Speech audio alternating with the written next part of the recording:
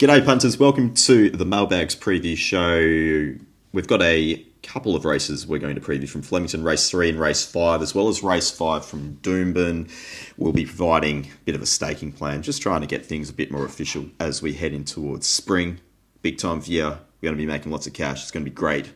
But, guys, before we get into that, Shane Curlio, Jack Dickens, the Olympics, what's been happening? Have you been enjoying, indulging? I was watching the rock climbing last night. I must say, that event is absolute batshit. You guys get around it?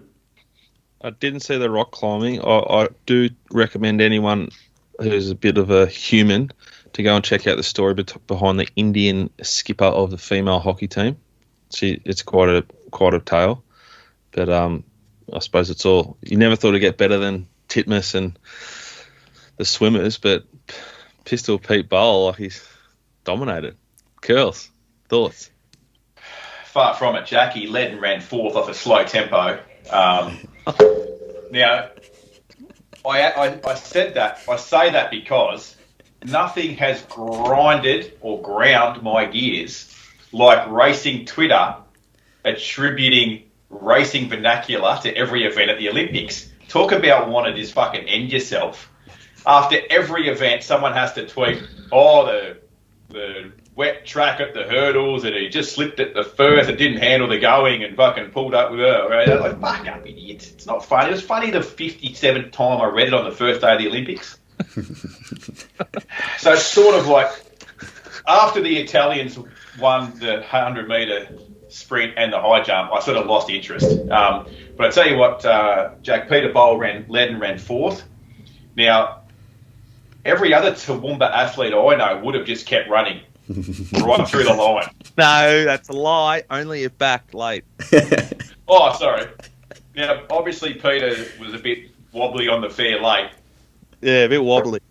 Look, let's give him a participation medal because he ran fourth. Congratulations. Well, just have a thought for any older Australians out there who are vision impaired, who just might have a bit of ingrained racism in them, and it just thoroughly confused this morning when Peter Bowles ran fourth at the Olympics and he sounded very, very Australian.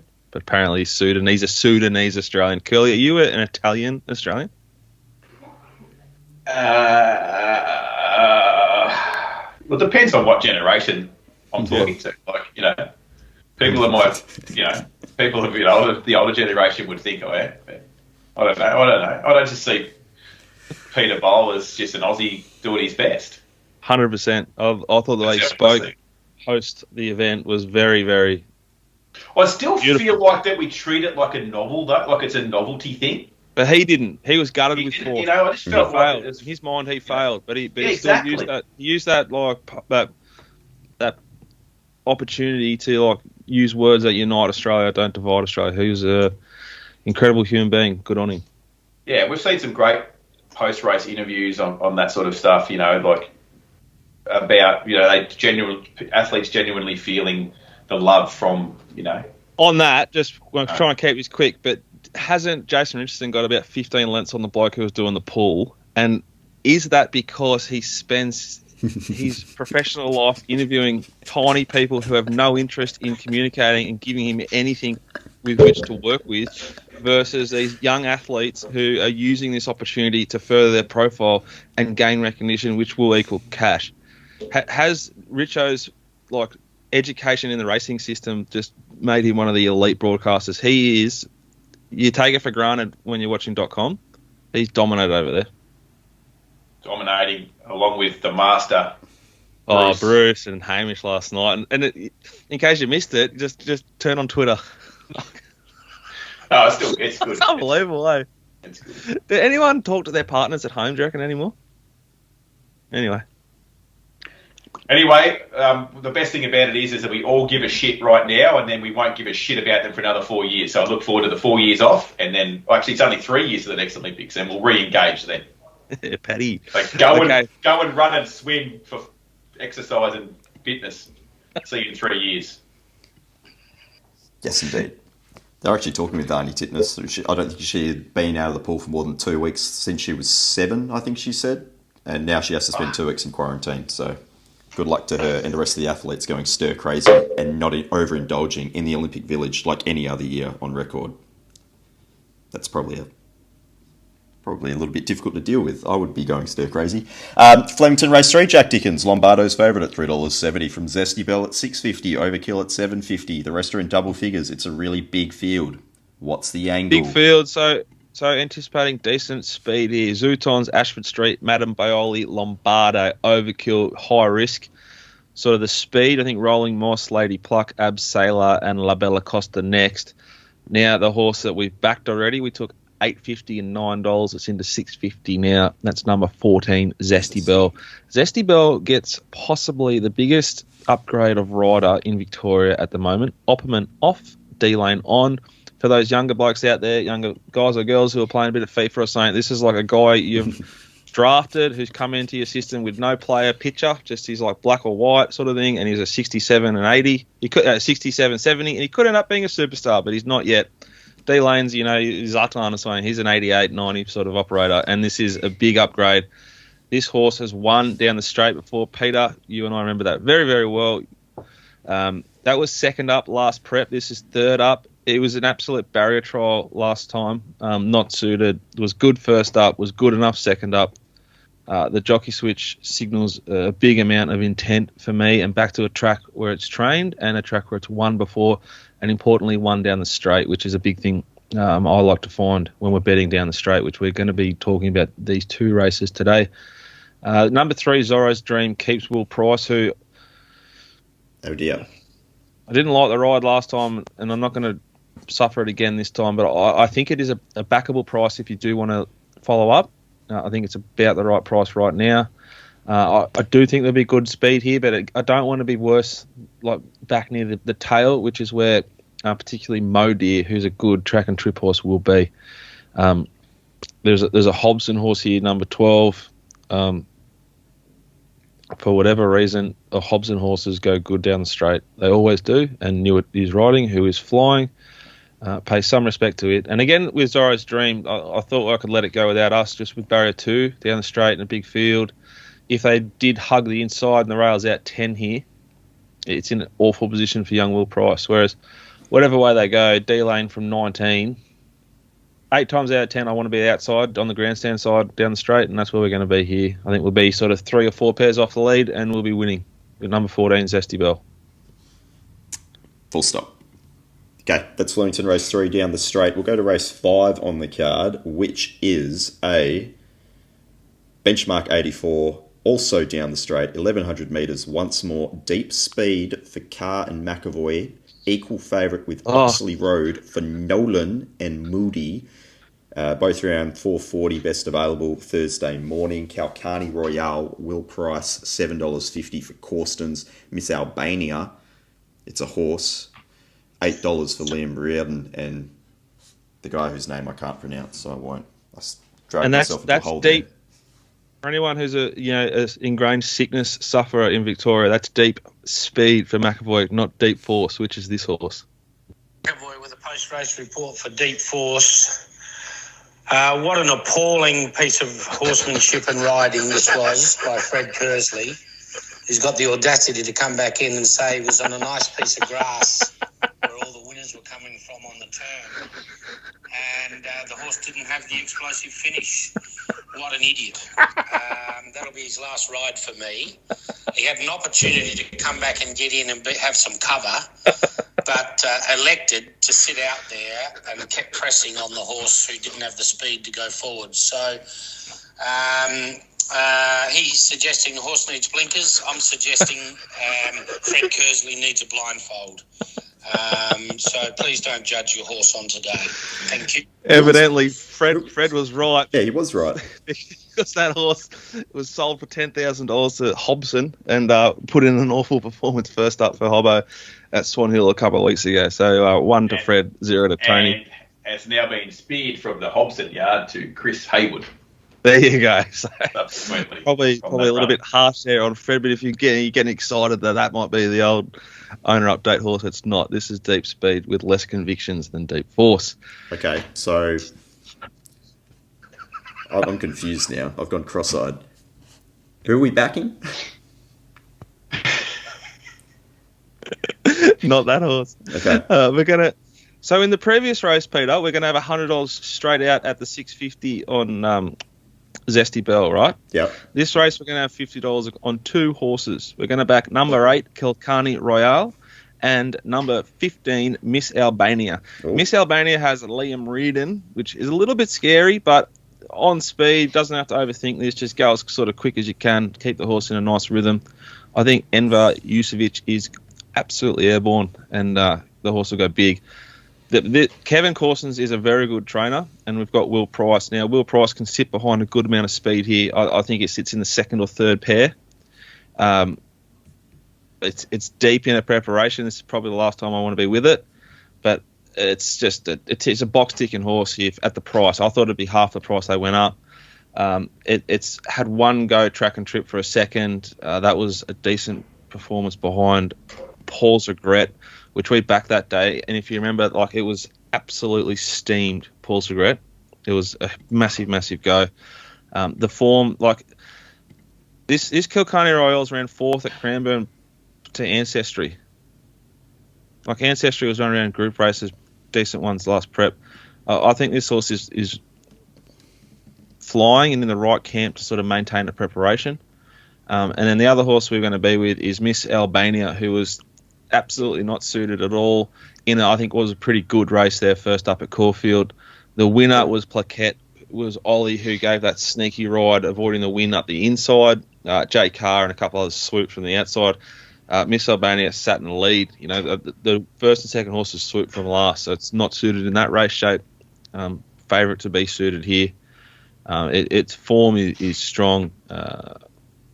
I think it's going to go really, really close to winning, and all it has to do is just sort of not go too slow early here. But so $50 on the 15 Miss Albania and $50 on the 8 Kilcarny Royale. Okay. Quick thoughts on Oxley Road, the 2. Watch the market. There's a few watch the market sort of horses here, but I'm not going to overthink it. Really like easier not to back because Craig Williams isn't riding and Luke is, and Barrier 1. So not a big knock, Luke, but just he's not Craig Williams, and Barrier 1 here I don't think's ideal. Okay. That is fair enough. Flemington, good card overall. Lots of familiar names resuming there. Looks like a nice little precursor to spring, which seems to be every single weekend at the moment. So exciting times. Are we on course? You back on course? Not on course. We are investigating that at the moment. But just to recap, $100 straight out on Zesty Bell in race 3 and $50 each on Kilcarny Royale and Miss Albania in race 5 at Flemington. Lovely jubbly. Let's head to Doomben race 5, benchmark 72. Shane Curlio over 1,600 metres. You've got Wham, favourite at $3.70 from Adelaide's $5.50. Alderman $8. So's Macadon. I don't know. And that's the race. That's the race. That's the race. Forget the rest. My speed map showing there. Yep. Okay, so I've got Alderman finding the fence first. Deadly Sins and Adelaide, both on-speed winners last time they went around. Certainly looking to push forward from their barriers. I think Wham crosses Black Log, who now gets a run with the scratchings. And then I think they'll sort themselves out pretty quickly and find their positions there reasonably quickly. And like I said, I think that's they're the Adelaide, Alderman and Wham are the first 3 in the market. Hard not to be impressed by Wham's performance last start. It was first up, admittedly, at Toowoomba and beat a bunch of goats. But it's how it did it and how it and the data backed it up, particularly on the punting form data. Some very strong figures. Now, straight to 1,600, which was, could be a query on the fitness, but I did happen to go back and it did have a number of jump outs. Like it had a good 3 925 metre jump outs / trials sort of before it resumed. And it looks like it's come back extremely well. And it has some very strong figures. Now, it hasn't won at the mile. It's won 3 times, I think, at the 1,400. But it did lead and just got run down at Sandown, couple back. when it did sort of get to the mile. It was a decent horse, and it ran around good horses. Yeah, it ran second to High and Dry, and then it had form like Groundswell, Black Sail, Serengeti, like that benchmark 78 sort of type grade.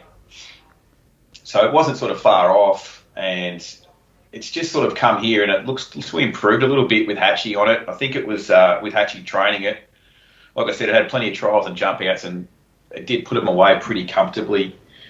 And just with a map here as well, it does get a lot of favours from the map. I think, Alderman is definitely a chance at Leeds. The stable's actually in pretty good form.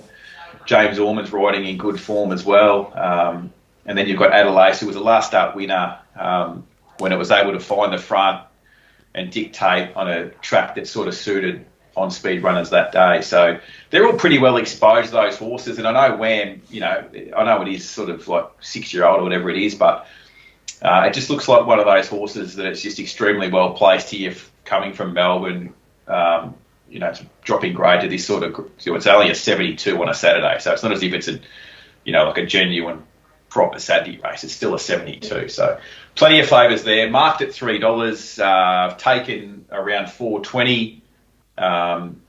Sort of half betted early, and we'll just see where it ends up on the day. Obviously, tracks have been a little hard to sort of get a finger on how they're playing, and we've seen that with Eagle Fun the last couple of weeks. And Doomben can prefer to be sort of on speed near the fence than not. So happy to take a half a position early on this and see how the day plays out. But I think it's one of about 3 or 4 horses that are firm in the market that just get perfect maps on Saturday, and taking a few positions. But this one I thought was a good bet. It's fresh sort of form, and I think it can handle these. Sounds good to me. So just to recap overall, if you're taking the current price, Curls, you're happy with the $3.70? Yeah, look, I have marked it $3 based on how I anticipate the track will play in its sort of box, sitting in the coffin, and I think it's $3 is a fair price. I think it'll start around that price, and I think potentially, Alderman will maybe firm a touch. Adelaide's will be solid around that $5.50 quote, and sort of expect the rest to drift if the track plays as expected, and those 3 sort of settle first and run. All right, very good. Sounds excellent, boys. We'll just do a quick recap of suggested bets. Curls, you're with Wham in race 5 there at Doomben. Dickens. Yeah, you're on mute. It's not a bad thing, guys. 100 race 3, number 14 Zesty. Quite a price. We took $9.50, so now we're taking $6.50, so 100 at $6.50, and then race 5, number 8 Kilcarney Royale, and number 15 Miss Albania, 50 on each at $7.50 and $8. Lovely jubbly. We'll also have the Sydney preview Friday morning with Mark Sheen, Mark Rhoden. Looking forward to that.